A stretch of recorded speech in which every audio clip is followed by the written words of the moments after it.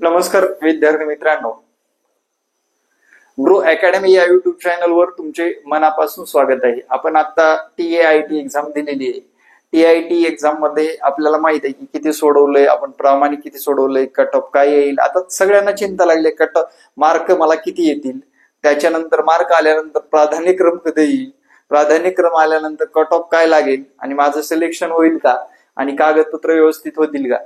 विद्यार्थी मित्रांनो, 77,000 पदसंख्येमध्ये जर त्यांचा चार्ट बघितला तर त्यांनी त्या चार्ट मध्ये ऑक्टोबरच्या आसपास म्हणजे साधारणपणे ऑक्टोबर महिन्यापर्यंत त्यांना या 10,000 पदसंख्या भरण्याचं त्यांनी एका चार्ट मध्ये दिलेलं आहे। पेपरला, न्यूज पेपरला तुम्ही बघत असाल। जागाचा जर विचार केला तर आपण 10,000च पकडून जाऊ। जागाचा विचार केला तर 10,000 पकडून चला, साधारण 10,000 पकडू, याच्यामध्ये वाढ होईल पण कमतरता होणार नाही। साधारण शिक्षक भरतीचे 10,000, 20,000, 25,000 अशीच पदं भरली जातील। आणि आगामी काळामध्ये सुद्धा विद्यार्थी मित्रांनो, हा व्हिडिओ बघत असेल तर थोडं सिरियस व्हा। जसं पोलीस भरतीचे ऍड पडते तसं शिक्षक भरतीचे ऍड असतील, हे आपला शब्द आहे।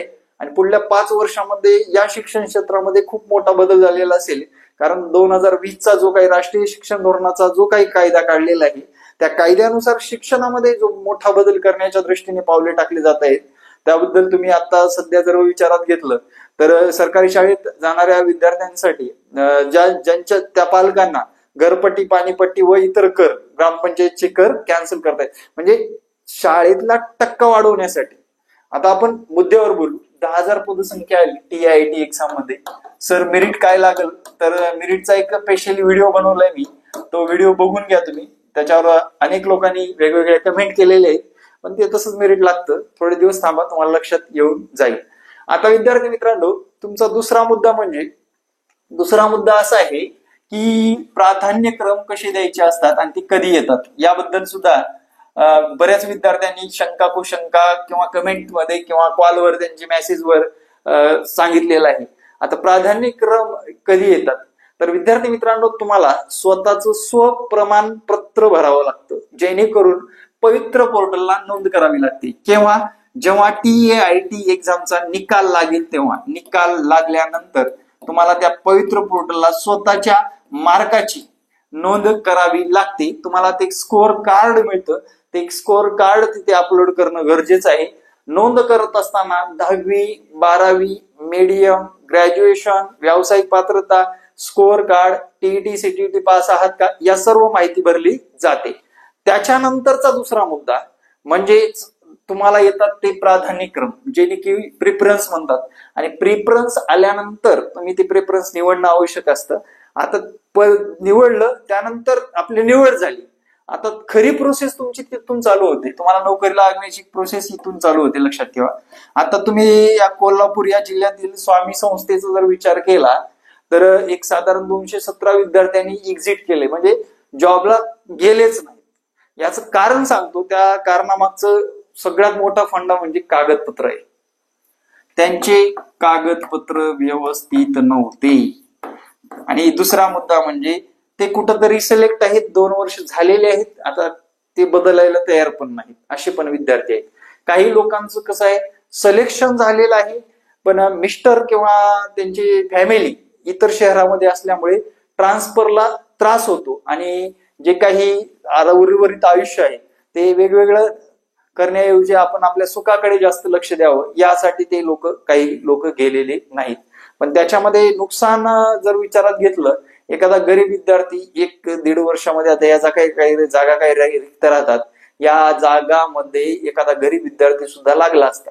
त्यामुळे प्राधान्यक्रम देत असताना तुम्हाला विचारपूर्वक देणं गरजेचं आहे। मग विचारपूर्वक देत असताना तुमचे TAITचे मार्क जे आहेत ते मार्क मॅटर करतात। हे मार्क तुमचे जसे असतील तसं तुम्हाला जिल्हा भेटणार आहे। तुमच्या जवळचा जिल्हा पाहिजे, तुम्हाला अगदीच जवळ पाहिजे त्या लोकांना। आता आम्हीच बघा, आमच्या मॅडम लागल्या, आम्हाला कोल्हापूरला जाणंच आहे, म्हणजे कोल्हापूरला आम्ही ट्रान्सफर होतोय। ऍक्च्युअली माझं जे काय आहे ते ऑनलाईन असल्यामुळे मला पॉसिबल आहे, पण एखाद्याचा जॉब कॉर्पोरेट सेक्टरमध्ये आहे किंवा इंजिनियर आहे, डॉक्टर आहे, ते त्या क्षेत्रामध्ये, त्या भागामध्ये त्यांनी त्याचं स्वतःचं अस्तित्व निर्माण केलेलं असतं, ते जाण्यास नाही मागत। आणि विशेष म्हणजे महिलांचा टक्का आपल्या शिक्षक भरतीमध्ये साधारण 95% म्हणता येईल, बरोबर। आणि त्याच्यामुळे त्या स्वामी संस्थेमध्ये गेलेले नाहीत। आता कागदपत्राचा जर विचार केला तर विद्यार्थी मित्रांनो, कागदपत्र हे परीक्षेच्या अगोदरच्या डेट नुसारच असावे लागतात. जे काही GR आले होते त्या GRच्या डेट नुसार जर तुमचे कागदपत्र असतील तर तुमचं सिलेक्शन आहे.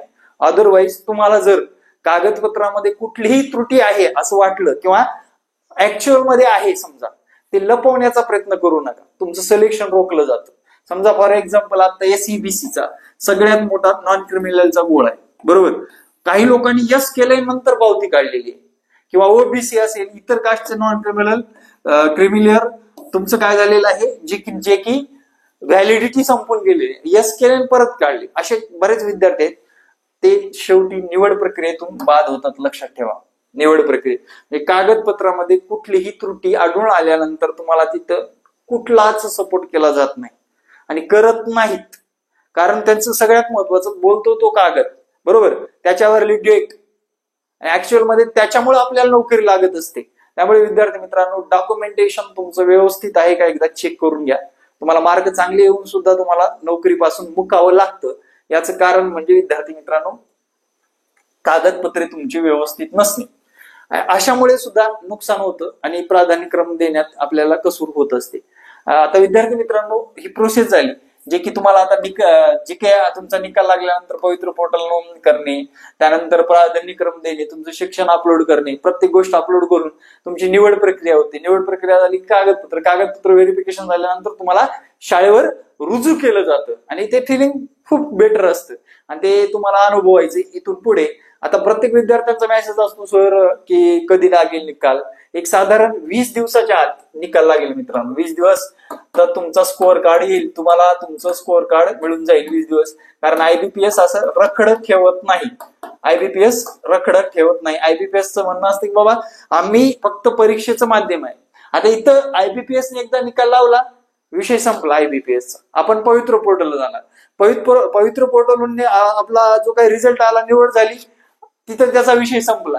ज्या क्षेत्रामध्ये निवड झाली किंवा ज्या जिल्ह्यामध्ये निवड झाली त्या शिक्षण विभागाशी संबंध राहिला. त्या शिक्षण विभागातून आपण शाळेत गेलो, त्या केंद्राशी आपला संबंध राहिला. केंद्र, शाळा याच्याशी संबंध राहिला. म्हणजे एक डिपार्टमेंट आपल्याला कटवत जायचंय. म्हणजे एकदम मस्त प्रोसेस आहे मित्रांनो आणि ती अनुभवायची आहे. आता तुमचा सगळ्यात मोठा मॅटर म्हणजे तुमचं TIT एक्झाम मध्ये असणारा स्कोर. ठीक आहे. आता प्रायमरी लेवल मी त्या दिवशी बोललो 1 ते 5 115 सेफ स्कोअर असेल, 6 ते 8 120 पर्यंत सेफ असेल, 9 ते 10 125 ते 130 मार्काला सुद्धा सेफ असेल. कारण मी बघितलंय. त्यानंतर 11वी 12वी जर विचार केला तर थोडासा हाय जाईल, 145 आसपास सेफ असेल. हा सेफ स्कोअर म्हणतोय मी. मग याच्यामध्ये तुमचं काय होतं, या 10,000 जागांमध्ये तुमचं मीडियम मॅटर करतं, तुमचं लेवल प्रायमरी आहे, सेकंडरी आहे, हायर सेकंडरी आहे की त्याच्यापेक्षा हायर सेकंडरी आहे, 11वी 12वी आहे, हे मॅटर करतं. आणि कट ऑफचा जर विचार केला, हे मी सांगितले बाबा या अंदाजानुसार. यात इंग्लिश मिडियम आहे, उर्दू मिडियम आहे. उर्दू मिडियमचा तर 61चा विद्यार्थी आता सिलेक्ट झाला, 61 मार्क घेणारा सुद्धा. याच्यामध्ये कुठंच कुठला अन्याय केला जाईल असं नाहीये मित्रांनो, लक्षात ठेवा. याच्यामध्ये कुठल्याच गोष्टीमध्ये अन्याय होत. आणि तुम्ही जे सोशल मीडियाला ते ऐकत आहे किंवा जे काही भावनिक लोक आहे आपले सगळे, ते भावनिक लोक अजून भावनिक करतात. जे की युट्यूबर वगैरे, अन्याय झाला, अमकं झालं, याला भरपाई भेटेल का, त्याला भरपाई भेटेल का, विद्यार्थ्यांचं नुकसान झालं. विद्यार्थी मित्रांनो, IBPS हे गरीब विद्यार्थ्यांसाठी तयार झालेलं एक पोर्टल आहे, जेणेकरून इथे कुठलाच फ्रॉड होत नाही. 0% फ्रॉड आहे याच्यात, लक्षात ठेवा. तुम्हाला पेपर थोडासा हार्ड, इझी किंवा हार्ड येत असेल किंवा अनुभवता आला असेल की त्यांनी सुद्धा स्केल लावलेली असते, त्या स्केलनुसारच प्रश्न आलेले असतात आणि त्यानुसारच आपल्याला त्या प्रश्नातून उत्तर द्यावे लागतात. म्हणजे 0% गोल. म्हणजे तुम्हाला इथे पारदर्शकता म्हणजे पारदर्शकताच अवलंबून येणार आहे. म्हणजे असं तुम्ही ऐकलंय का की IBPSच्या माध्यमातून परीक्षा झाली आणि कुठल्या तरी रूम मध्ये बसून विद्यार्थ्याकडून प्रश्नपत्रिका सोडवून घेतली, असं होत नाहीये, लक्षात घ्या. याच्यामध्ये सरळ सांगितलेलं आहे, IBPS ही कंपनी आज नाहीये. RRB, SBI, PO, त्यानंतर जी की महाराष्ट्रातील महत्वाचे पोस्ट आहेत त्यांची सुद्धा परीक्षा घेत असते.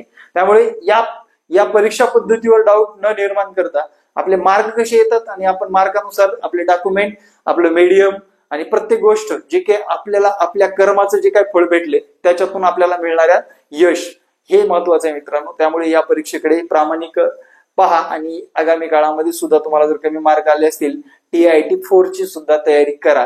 आणि काही अडचणी असतील तर माझा हा संपर्क क्रमांक आहे, या संपर्क क्रमांकावर संपर्क साधा.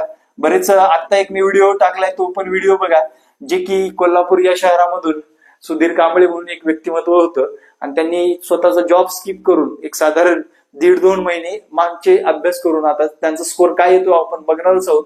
पण विद्यार्थी मित्रांनो, एकदा वय निघून गेल्यानंतर तुम्हाला त्या क्षेत्रामध्ये आपण किती काळ घालवला असा पश्चाताप न होता आतापासून तयारी का. नवनियुक्त विद्यार्थ्यांनी सुद्धा आपले कागदपत्र व्यवस्थित ठेवायचे आणि अशी प्रोसेस असते, या प्रोसेसने आपल्याला पुढे जायचं आहे. तर व्हिडिओच्या माध्यमातून मला एक संदेश द्यायचा आहे, बी पॉझिटिव्ह. शिक्षक भरती कंटिन्यू होणार आहे आणि शिक्षक भरतीमध्ये राष्ट्रीय शिक्षण धोरण 2020 नुसार जो काही मोठा बदल होत चाललेला आहे, त्याच प्रमाणात त्यांना शिक्षक सुद्धा मॉडरेट आणि चांगले करायचे आहेत. त्यामुळे विद्यार्थी मित्रांनो, आपण शिक्षक भरतीमध्ये जे काही पाऊल टाकलेलं आहे समाजातील केंद्रबिंदू म्हणून, त्याच्यामध्ये उत्कृष्ट दर्जाचं करण्याचं काम आपलं असलं पाहिजे आणि तुम्ही त्याची तयारी करू शकता आपल्या ग्रो अकॅडमीच्या सोबत. Thank you very much. जय हिंद मित्रांनो, भेटू नेक्स्ट व्हिडिओमध्ये. TETची बॅच चालू झालेली आहे बरं का मित्रांनो. ज्यांना लावायचे त्यांनी मला या संपर्क क्रमांकावर संपर्क साधायचा आहे. Live record, notes with paper solution, सर्व गोष्टी आपल्या करून घेतल्या जाणार आहेत आणि विशेष म्हणजे 100% तुम्हाला TET क्रॅक करून देण्याची हमी दिली जाणार आहे. आणि CTET पेक्षा TETच क्रॅक करा, कारण CTET चा आणि TIT चा काही संबंधच नाही, लक्षात घ्या. त्याच्यामध्ये हिंदीचा सिलेबस वेगळा पडतो, पण TET आणि TIT एक्झामचा एक कंपॅरिझन मध्ये सिलेबस जवळपास सारखाच असतो आणि तो अभ्यासक्रम आपल्याला येत्या आगामी या 5 ते 6 महिन्यामध्ये कंप्लीट करायचा आहे. 2026 मध्ये TET 4 होणार आहे ना बरं का. आणि तयारीत राहा आणि मार्क मिळवण्याच्या दृष्टीने थोडा अभ्यास करत राहा. Thank you very much. जय हिंद मित्रांनो, भेटू नेक्स्ट व्हिडिओमध्ये. जय हिंद, जय महाराष्ट्र. धन्यवाद.